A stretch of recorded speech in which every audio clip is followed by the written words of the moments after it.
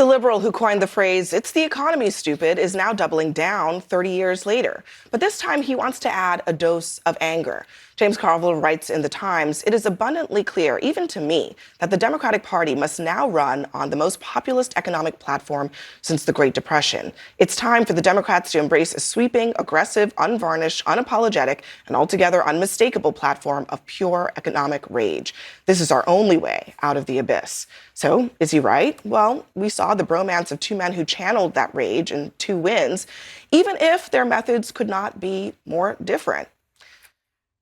I mean, first of all, for trying. Let's time out. Yeah. Part of the biggest problem Democrats have is our messengers, not necessarily our message, but James Carville can go sit down somewhere probably about 20 years ago. And I think even James should recognize that there is a seat for him somewhere. There's no one out there who is listening to what James Carville. But on the merits of what he is saying, I just said messenger. Is he right or wrong? He is very right. And the fascinating part about his.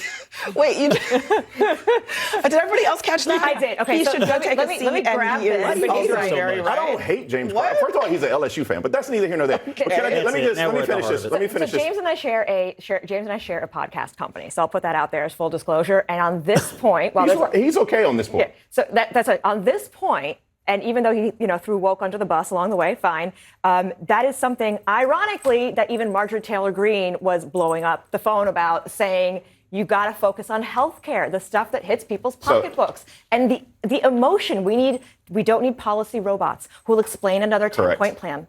You need somebody who literally can say, why is food costing so much? And yes, I understand, White House, you're telling me economic indicators are great, but I'm not feeling it yet in my pocketbook. So listen. Go ahead, Bakari. But I was going to, thank you. But what's happening right now is something that Democrats didn't pay attention to enough leading up to 2024, and Republicans are doing the same thing.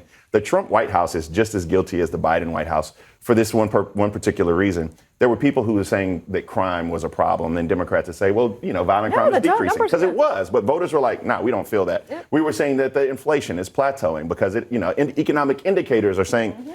But now Republicans are saying the same thing. But Donald Trump doesn't believe in affordability. The Trump White House is aloof when it comes to actually talking about things that matter in people's pockets. And so that's why I say that James Carville ain't the best messenger, but his message, is right. Well, we want someone younger. It's kind of a mea culpa. He's breaking with himself because I think as he points out, he is of the Clinton era of centrism, this idea, and also, frankly, globalism.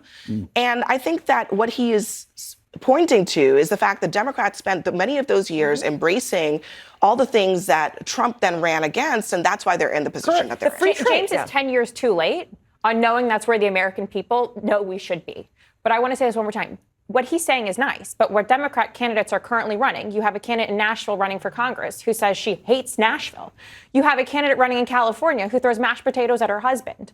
You talk about that we should have this populist message among the Democratic Party, yet the candidates that are being run outside of Mamdani in New York are not populist at all. So respectfully, you have Atlanta Moreno, who just won the mayor of New Orleans. You have Abigail Spanberger, who won in Virginia. You have Mikey Sherrill, who won in New Jersey. We actually took back and controlled all 3 levels of government in Virginia. We actually won the mayor of Pittsburgh. We won the mayor of Detroit. There were a couple of weeks ago where I would just say that you're flat out wrong, because the voters actually proved the Democrats ran up and down the table. There are not many races you can point to. Republicans won because we focused on this issue. And here's what's I think important about those data points is that none of those people looked and talked exactly the same, but they had a very consistent, deeply local economic message. Right. They took whatever happened in Congress, whether it was health care, whether it was affordability, and they connected it deeply local ways. So here's the opening for Democrats. I'll just read the headline of this Times piece. Trump falls short of his populist rhetoric, and they point to his tax breaks for corporations, his efforts to strip workers of legal protections, his desire to cozy up with corporations as an opening for Democrats, frankly, because Trump ran as a populist, but he's governing not so much as a populist. Wait, so Democrats are complaining about tax breaks for corporations at the same time saying they want to get rid of the tariffs, which they also argue are taxes? I don't understand. That's a tax Yeah, on because people. tariffs are a tax on people. consumers. That was not Pay a lot of Yeah, taxes. tariffs are also a tax on tariffs consumers. are a tax and on if they everyday weren't a people. tax on That's in your consumers, pocket. then the Trump administration wouldn't that's be not a rolling good them one, back Scott. so they could lower the price of coffee. Here's the deal. So that's the part. Kinda That's whipped them that's why that makes Here's the sense. deal. Here's the deal. I'm for, if Democrats want to join us in reducing all corporate taxes, whether it's on tariff or just corporate tax rates, I think that'd be an amazing thing. No, I don't think that's what populism is. It's lowering. Populism is supposed to be about the average worker, and that's what Trump ran on in 2016. But I think the question is he governing that way? And if Democrats are able to address that, could they have an opportunity? Well, he would argue, and look, I think the first term he has spent a lot of time on foreign affairs, and he's had a fair record of success on it. They did pass their domestic policy agenda. You know, an election year is for him to get back out. We have the best salesman in the party in the White House, and so he's going to have to go out and draw the line between why our brand of economic populism or our economic theories are better than the socialism that's running rampant in the Democratic Party. I have no doubt that he'll do that. But look, this has been true for time immemorial.